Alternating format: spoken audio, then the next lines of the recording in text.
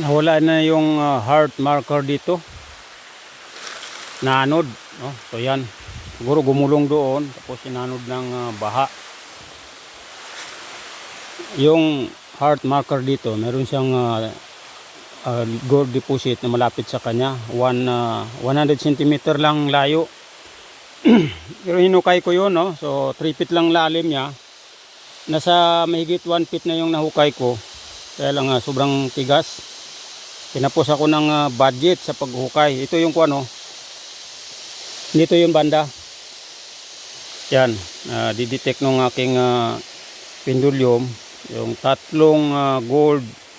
Nakalagay doon sa mapa. 3 big gold bar. No? Yan o. Yung nadidetect ng aking aking pendulum. Kaya yung mga gadget ko, nung ginawa ko yan, dito ko talaga sinusubukan. No? Dito ko inaano. Tinitest kung talagang makakadetect ng ginto ng hapon, no, base sa aking mapa, yung saktong location. Kasi yung mapa na hawak ko ay kumpleto yon, ano yung distansya niya, ano yung lalim, ilang gold bar, no, tapos anong compass direction. Wala na dito yung heart na anod ng yung malakas na baha nung nakaraang taon. Yan, diyan, no. So tatlong gold bar yan na magkadikit o magkatabi. Pero yung original na marker niya ay hindi pa rin naalis, yun, no. Nakita niyo yung pyramid sa north side, yan, no, sa bato niyan. Yan. Yan yung original marker niya, no. So pyramid na sa norte. Dito sa katatayuan ko ay south na 180 degree. So dito yung yung deposit. Yung dito banda, no, yung dinetect ko kanina. Kaya nawala man yung bato diyan na may heart siya. Ay pero yung original niya na base marker niya ay nandoon. Hindi siya nawala. Yan pa rin, nandiyan, no. So nasa ibabaw ng water pools, no. Yan sa likod naman yan ay doon banda, nandiyan naman yung yung apat na bola ang ginto, no. Apat na bola, 4 gold, 4 balls gold gold, no. Apat na bilog, apat na bola na ginto. Nakasing laki din ng bola. Yan sa may parang ano niyan, patag niyan, no, lalim niyan. Andiyan mismo. Yan yung arko doon sa doon sa mapa. Yan yung arko na natanggal na yung niya. So nandiyan pa rin. May load yan na gold deposit niya. Hindi ko lang alam, nakalagay doon sa mapa kung 36 gold bar or 3 gold bar, 2 feet lang lalim. Yan. So pero parang 36 gold bar man yung nakalagay doon. So yan, sa may arko na yan sa gitna. Sa doon yung demo, no, yung meron siyang sign na parang triangle, guhit yan, no. Yung guhit na yan, tapos may dot sa gitna. Nandyan yung diamond. Nandyan mismo. Yan, pagong yan. Andun yung ulo niya sa likod lang ng pagong yan, no? O, likod ng pagong, tapos dun sa kabila niyan, nandun yung ulo na may mata. Isa lang mata. Yan, pagong yan. So, medyo risky kunin yung demo na yan. Kasi kailangan mo ng pinansyal, no? Pero yung mga gold bar niya, andyan yung 12 gold bar, andyan, yan sa lugar nito. Ito yung ano niyan, yung 12 siya. 12 gold bar, yan mismo. Andun ba yung apat na bilog, no? Apat na balls, gold. So yan yung niya.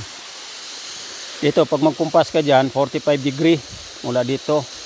Ang matataman yung right foot marker na yon.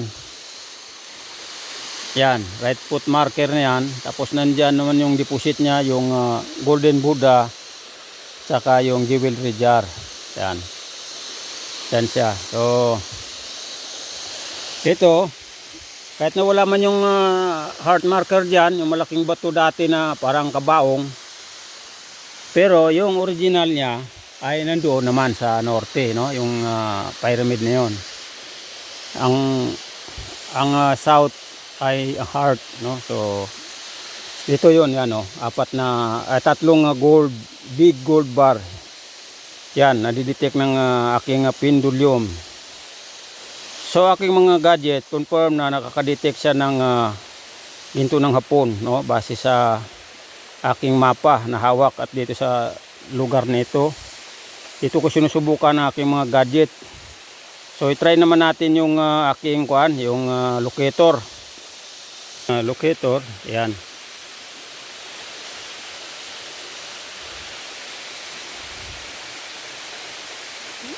Yan, ang nadidetect ng locator ay tatlong big gold bar, no? 3 feet lang ang lalim, 3 feet, pero nakasiminto. Sinubukan ko na yung sinunog ko 24 hours, pumuti lang. Inulit ko ng 12 hours, medyo tinablan na ng konti. Inulit ko ng 4 na oras sa pagsunog, yun, medyo tumalab. Nabutasan ko siya ng mahigit 1p. So kulang-kulang 1p na lang yung natira. Tinigil ko na kasi umabot na ako ng 6 na buwan sa pagsinsil lang. Lahat ng paraan ginawa ko na. So ang advice sa akin ng kaibigan kong hapon, si Mr. Takashi, sabi niya bumili daw ako ng hydrochloric acid. Nung pumunta ako doon sa Davao, hindi lang ako binigyan kasi kailangan lang yung professional ID. Tulad ng sa engineer, no? Tapos medyo may kamahalan. So sino yung willing? Pag-usapan natin. Kailan kailangan? Citric acid lang daw. Hydrochloric acid ang kailangan. Yan daw ang pandurog sa mga simento ng hapon. Yan. So yung mapa natin at saka yung exact location, ito na yun. So dito ko sinusubukan ng aking mga gadget. Yan yung ikot nung malapit lang na 3 feet lang ang lalim na tatlong gold bar. Yan yung ikot ng ating locator. Ayan, dyan lang So nabawasan na yung 3 feet na yan, nabawasan na ng sobra sa kalahati. So yung nahukay ko mga hanggang dito, ayan. Yan. Ganyan, no? So dito na, halos hanggang siko ko na. Hanggang siko ko na yung nahukay dyan. Pero dahil sa mulan, natabunan, no? Wala namang problema yan, madali lang. Tayo naman yung marker niya, yung pyramid nandun sa norte.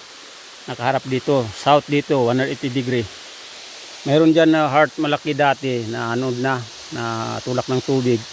Dito man yun. Pero pag tinumpas mo yun doon, north-south alignment. So dito, ayan, didetect natin ng locator, no? So yan yung attraction ng gold locator sa tatlong gold bar o tatlong malalaking ginto daw, sabi dun sa mapa. Yan, okay. Yan yung area, no? So meron pa doon walong itlog ng pagong kasi yung bato niyan nakatalikod niya, sa likod niya ay pagong doon yung ulo niya na may isang mata. Ayan, sa pagtalo ng tubig niyan, diyan mismo yung base doon sa mapa, 8 gold balls, no? 8 feet ang lalim. Yan. Yang ganyan na yan, sa may arko, 36 gold bar yung nakalagay. 2 feet lang lalim. Diyan may 12 gold bar diyan. Tapos doon 4 na bilog na gold balls, no? Yan. 10 feet naman ang lalim. 10 feet. So kompleto yung ng mapa, no? Dito na. Kailang sinubukan ko, ilang beses ko sinubukan. Ang masabi ko lang matigas. Sobrang tigas. Umamit na ako ng jackhammer, tumatalbog lang. Sinsil, mabuti pa yung sinsil, no? Medyo naano ko, tapos sinunog mga sa ganun ka halos sa abot ng siko ko yung nabutas ko na. Kung makipot na yung kuan, hindi na kailangan, hindi magamit ng mga maliit na sinsil, hindi mo na makuan, maano ng maso. Tatama yung maso dun sa gilid ng ano ng butas o simento. So, tapos sa tagal, halos araw-araw dito ako. Kasi sure ball na nga eh. Pumalag na yung pamilya ko kasi dito na ubos ang oras ko sa loob ng mahigit 6 na buwan. Dito araw-araw ako nandito, minsan dito na ako natutulog. Kaya lang nabigo ako kunin sa akala ko kaya ko. So sinong willing, no? Pag-usapan natin. Mag-message lang kayo diyan sa aking mga kuan, aking messenger.